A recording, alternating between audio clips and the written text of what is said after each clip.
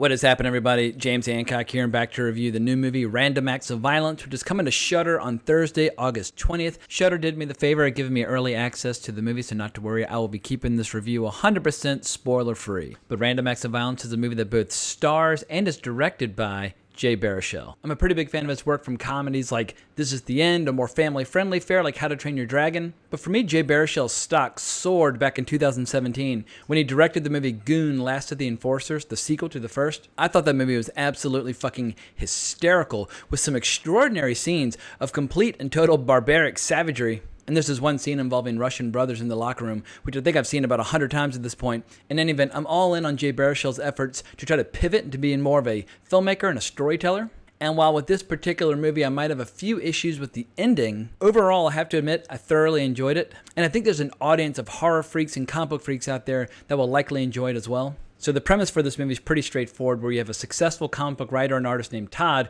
who's hitting the road with his friends and collaborators for some upcoming signings and interviews. His comic book Slasher Man is wildly controversial, and it features stories of a serial killer inspired by the famous I-90 murderer, who Todd believes was an artist expressing themselves through murder and violence. The comic is wildly popular, but it's also heavily criticized by some folks for fetishizing violence. For Todd's part, he's kind of got mixed feelings about his book, and he's decided to wrap it up, but he's struggling with the conclusion to the series and doesn't really have an ending for his final issue, and he's hoping that this tour with his friends is going to spark some creative juices and give him some ideas. But as the tour begins, they start encountering evidence that there's a copycat murderer out there who's not only taking inspiration from older issues of Slasher Man, but the killer also appears to be following our four central characters wherever they go. Now, I should mention that this movie is based on an original comic by Jimmy Palmiotti, and way back in 2011, Jay Baruchel and his writing partner Jesse Chabot, they were hired by Kickstart Comics to write the film adaptation, and at the time Palmiotti was thrilled to have Baruchel involved. I don't think anybody thought it was going to take this long for the movie to hit the screen,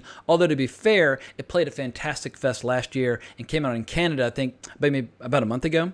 And I'd say on the whole, this movie gets a lot of things right. It's real fast, it's real short and intense, has an abundance of gore, some genuinely surprising twists, as well as a few legitimately scary scenes. In spite of the movie's limited budget, there's a lot of visual style. And at the core of the movie, you have this really fun debate about the extent to which artists may or may not be responsible for how their stories affect their audience. And I should also mention that sprinkled throughout, you have these really cool animation sequences to punctuate certain dramatic beats. And I think the soundtrack perfectly set the tone for the film as well. I liked its depiction of the comic book industry, as well as its diehard fans. That's an industry I've followed my entire life, but one that sadly appears to be in a death spiral as of late. But I think what I like most of all was the style of the film whenever it gets violent. Jay Baruchel has clearly been watching a lot of Italian horror and chooses to employ this really cool, eerie green lighting during some of the kill sequences. And that's always a clue that the movie's about to go seriously to the dark side. And let me emphasize that the gore is legit. I'm talking decapitations, torture, dismembered bodies being displayed in outlandish ways, all that good stuff. One of my only real complaints about the movie is actor Jesse Williams, who plays the lead. For the most part, I like how his character is written,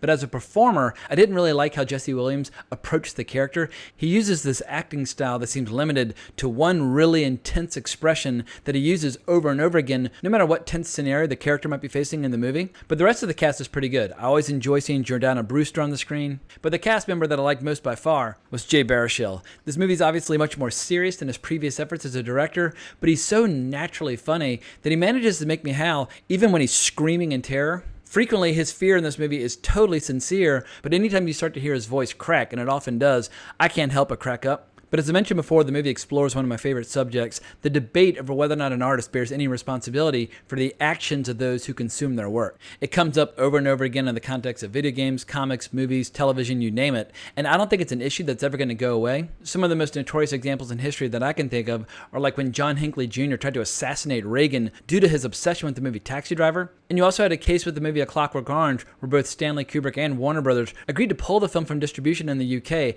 after the movie started inspiring copycat crimes. For my own part, I always lean toward requiring individuals to take personal responsibility for their actions, no matter what they've been exposed to. If I watch the play Hamlet and get inspired to go on a murderous rampage after seeing the play's bloody climax, the solution is to lock me in a cage, not to ban Shakespeare. But forgetting my personal bias for a second, I think this movie did a pretty good job of offering some opposing views on both sides of the debate, and that I really appreciated.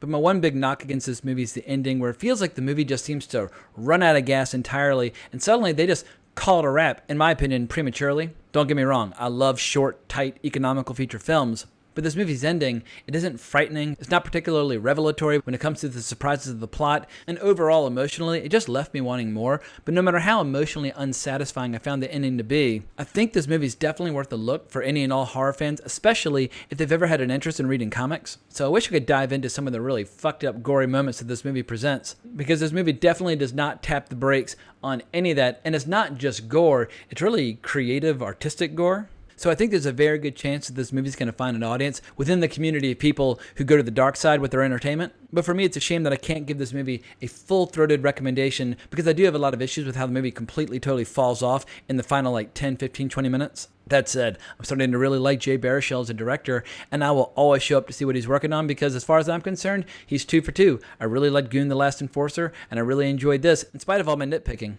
But I think that's all I got for now, so I just want to say thank you to Shudder for giving me early access to the movie. I really appreciate it. I'm a big fan of the Shudder brand. I love The Last Drive-In. I love a lot of things that Shudder's doing these days. I think they're a fantastic platform, and I'm always happy to check out whatever new content they might have recently acquired. But it's time for me to sign off, so if you want to talk more about Jay Baruchel or horror or comic books or whatever, you can always find me on Twitter at Colbrax, or leave me a comment in the comments below. Please remember to like the video, subscribe to the channel, hit that notification bell, possibly share the review. But I hope everyone has a great week, but more importantly, as always, onwards and upwards.